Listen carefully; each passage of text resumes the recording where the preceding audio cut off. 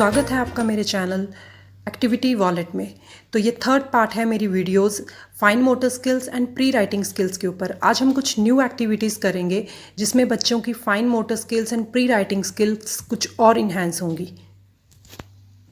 और threading objects को किसी भी थ्रेड में डालना। ये लेस है, शू लेस है। आप एक नया पैक शू लेस का ले सकते हैं, बहुत ही रीज़नेबल रेट पे आपको मिल जाएगा। और शू लेस के अंदर आपको इस तरह से ऑब्जेक्ट को थ्रेड करने के लिए बेबी को बोलना है। हमारे लिए बहुत आसान है, लेकिन बच्चे ये इतने इजीली कर नहीं पाते हैं। उनको बताना है कि किस हैंड में आपको राइट हैंड में थ्रेड को पकड़ना है, लेफ्ट हैंड में आपको ऑब्जेक्ट लेना है और किस तरह से उसे डालना है। शूलेस का फ़ायदा ये है कि इसमें आपको किसी तरह की कोई पिन या किसी चीज़ की ज़रूरत नहीं होती। आगे इस पर एक ऑब्जेक्ट लगा हुआ है, पाइप लगी हुई है, जिसकी वजह से ये ईजिली किसी भी ऑब्जेक्ट के अंदर चला जाएगा। तो बच्चों को आप इस तरह से थ्रेडिंग करने के लिए भी बोल सकते हैं। ये कुछ मैंने स्ट्रॉस कट की हुई हैं और कुछ ओल्ड कलर्स थे जो कि कलर्स ख़राब हो गए थे और उन कलर्स को हमने कट किया हुआ है। स्केच कलर्स होते हैं, उस स्केच कलर को कट किया हुआ है जो कि कलर्स ख़राब हो गए थे, तो उसे हमने यूज़ किया है। आप इसकी जगह बीट्स भी यूज़ कर सकते हैं। बीट्स मिल जाते हैं मार्केट में बड़े बड़े, तो आप वो भी यूज़ कर सकते हैं। मोती जिन्हें हम बोलते हैं, मोती यूज़ कर सकते हैं। तो इस तरह से आप थ्रेडिंग करने के लिए भी बच्चे को बोल सकते हैं। इससे भी उसका कंसंट्रेशन उसे चाहिए। सेम वही हमारी हैंड्स की मूवमेंट्स हो रही है, फिंगर्स यूज़ हो रही हैं हमारी, और इस तरह से एक या दो बार में बच्चे से ये नहीं होगा। उसके साथ बैठ के बच्चे को आपको सिखाना पड़ेगा, तब उसे कर पाता है बच्चा।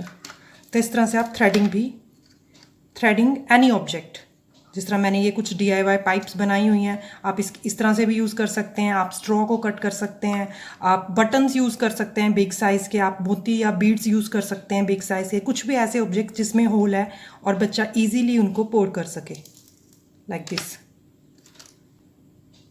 इस तरह से।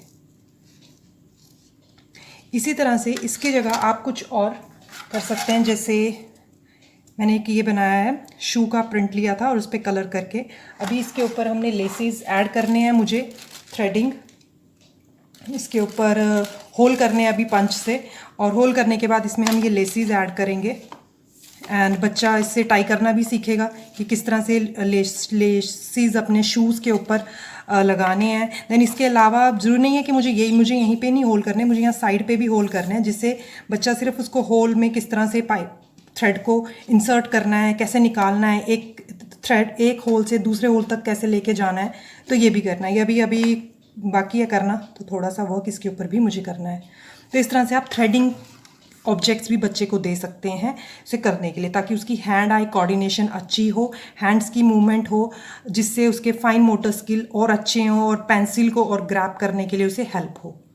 ओके, तो नेक्स्ट एक्टिविटी है हमारी स्कूपिंग एंड पोरिंग। इसके लिए मैंने ये 3 बोल्स लिए हैं, जिसमें मैंने एक में राजमा रखे हैं, एक में चने रखे हैं और एक बोल मैंने खाली यूज़ किया है, ब्लैंक एम्प्टी बोल यूज़ किया हुआ है। एंड कुछ स्पून्स लिए हैं डिफरेंट साइज़ के। बच्चे के हैंड्स के अकॉर्डिंग, बच्चे की एज के अकॉर्डिंग आप उसे स्पून का साइज़ उसी हिसाब से आप उसे इंट्रोड्यूस कीजिए। तो आपको कुछ नहीं करना है, बच्चे को कहना है कि आपको एक स्पून फिल करना है एंड एक एम्प्टी बोल के अंदर उसे ट्रांसफ़र करना है। ट्रांसफ़र एक्टिविटी भी है ये, फिल करना है एंड ट्रांसफ़र करना है, फिल करना है, ट्रांसफ़र करना है।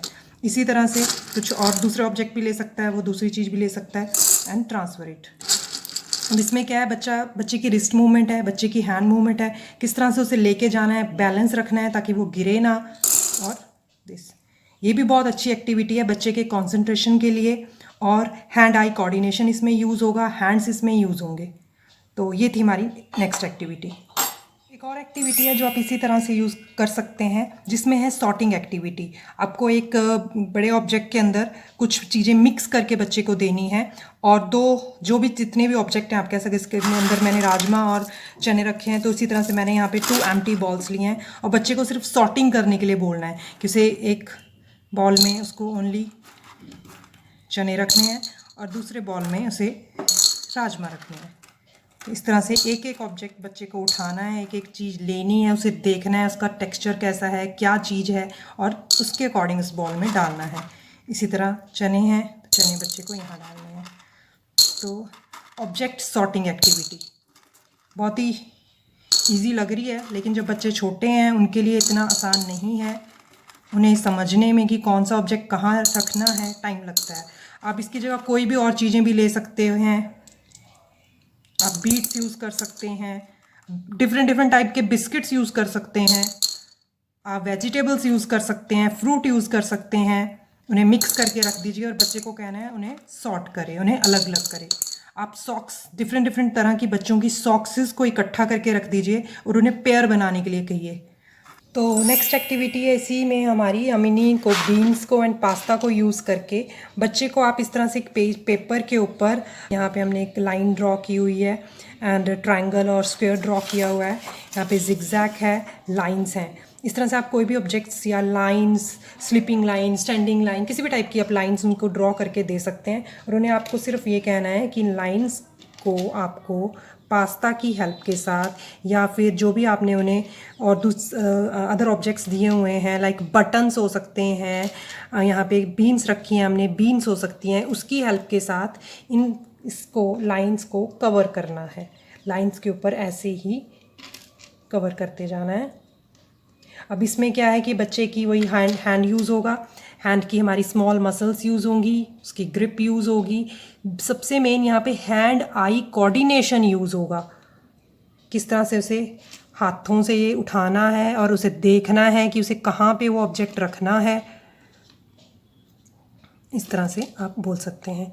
यही चीज़ आप बीन्स के साथ यूज़ कर सकते हैं।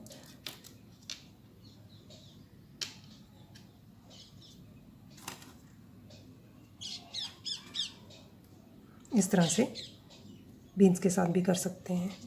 या फिर आप बच्चों को बिंदी दे सकते हैं। आप कोई भी तरह का बिंदी का पत्ता आप ले सकते हैं, जो आप यूज़ नहीं कर रहे हैं वो आप उन्हें दे सकते हैं। थोड़ा साइज़ में अगर बड़ा हो तो अच्छा है। मेरे पास अभी बड़ा नहीं है, स्मॉल साइज़ की हैं कुछ, लेकिन मेरा बेटा इन्हें भी नहीं छोड़ता, इन्हें भी यूज़ करता है। तो आपको जस्ट एक बिंदी को यहाँ से उतारना है और लाइन के ऊपर लगाना है। बिंदी को यहाँ से लेना है और लाइन के ऊपर पेस्ट करना है, उतारना है और लाइन के ऊपर यहाँ पे पेस्ट करते जाना है इस तरह से। तो इसमें भी उनकी ये 2 फिंगर्स यूज़ हो रही हैं बिंदी को यहाँ से उतारने के लिए और देन उनको किस तरह से पेपर के ऊपर पेस्ट करना है। शुरू में बच्चा इस तरह से एग्जैक्ट नहीं करेगा, लेकिन प्रैक्टिस के साथ कोई भी चीज़ बच्चे को जब आप पहली बार कराएंगे तो वो बिल्कुल सही नहीं करता है, लेकिन धीरे धीरे डेली एक एक्टिविटी को आपको 2-4 दिन के बाद बार बार रिपीट करने से उन्हें उसमें इंटरेस्ट भी आएगा और वो उन्हें करना भी आएगा, उन्हें समझ भी आएगा कि ये सब करना कैसे। आप ऐसे भी कर सकते हैं। इसी एक्टिविटी को आप एक और तरह से भी कर सकते हैं। आप इस तरह से कोई टेबल या आप अपने फ्लोर के ऊपर चॉक की हेल्प के साथ किसी भी तरह की कुछ लाइंस, लाइक जिगजैग लाइन या फिर आप स्ट्रेट लाइंस इस तरह से बना सकते हैं। और अगर आपके पास घर पे ब्लॉक्स हैं, ब्लॉक्स नॉर्मली हर बच्चे के पास होते हैं, आप उन्हें यही चीज़ ब्लॉक के साथ भी करवा सकते हैं। शुरू में आप ब्लॉक के साथ स्टार्ट करवाइए, क्योंकि ब्लॉक्स थोड़े से हमारे ये बड़े होते हैं, तो उन्हें ग्रैब करना और उन्हें एक पर्टिकुलर पोजीशन में रखना बच्चे के लिए ईजी होगा। धीरे धीरे आप इसी को स्मॉल ऑब्जेक्ट्स के साथ मूव कर दीजिए। धीरे धीरे करके आप स्मॉल के साथ कर सकते हैं। तो इसी तरह आप ये चीज़ ब्लॉक के साथ भी कर सकते हैं। नेक्स्ट एक्टिविटी है हमारी ब्लॉक्स। बेसिकली कंस्ट्रक्शन टॉयज़, ऐसे टॉयज़ जिनमें बच्चे को कंस्ट्रक्शन करनी है, उसे कुछ बनाना है, लाइक ट्रेन की, बच्चे को एक ट्रैक बनाना है ट्रेन का और ट्रेन उसके ऊपर चल रही है। या सबसे फेमस हैं ये ब्लॉक्स डिफरेंट साइजेस में आते हैं, तो जिसमें बच्चे को जस्ट कंस्ट्रक्शन करनी है, बच्चे को ब्लॉक्स को बनाना है, एक के ऊपर एक उसे जोड़ना है। इस तरह से बच्चे बहुत इंटरेस्ट से ये सब करते हैं। तो इस तरह से कंस्ट्रक्शन टॉयज़, बिकॉज इसके लिए भी उन्हें अपने हैंड का पावर इसके लिए चाहिए। इसे यहाँ पे जॉइंट करने के लिए दोनों हाथों का उनका यूज़ हो रहा है और फिंगर्स का यूज़ हो रहा है, आईज़ का यूज़ हो रहा है। आई हैंड कोऑर्डिनेशन अगेन यहाँ पे हमारा यूज़ हो रहा है। इस तरह से उसे प्लेस करना है, कौन सा कलर उसे कहाँ पे लगाना है, वो इस तरह से करते हैं। किसी तरह से भी इसे हम एक ओपन एंडेड प्ले भी कहते हैं ब्लॉक्स को, बिकॉज इसमें किसी तरह का कोई पर्टिकुलर स्टिक नहीं है, विदाउट बैटरी है, किसी भी तरह का कोई चार्जिंग नहीं है। तो ये सिंपल एक ओपन एंडेड प्ले भी है हमारा और एक कंस्ट्रक्शन टॉयज़। तो आप इस तरह से किसी भी टाइप के कंस्ट्रक्शन टॉयज़ भी बच्चे को इंट्रोड्यूस कर सकते हैं, जिसमें भी उसके हैंड आई कोऑर्डिनेशंस यूज़ हों, उसको सोचना पड़े कि उसे क्या बनाना है, कैसे बनाना है। तो इस तरह से आप बेसिकली ब्लॉक्स बहुत फेमस हैं, सभी बच्चों के पास ब्लॉक्स होते हैं, तो आप इन्हें ब्लॉक्स को भी आप यूज़ कर सकते हैं।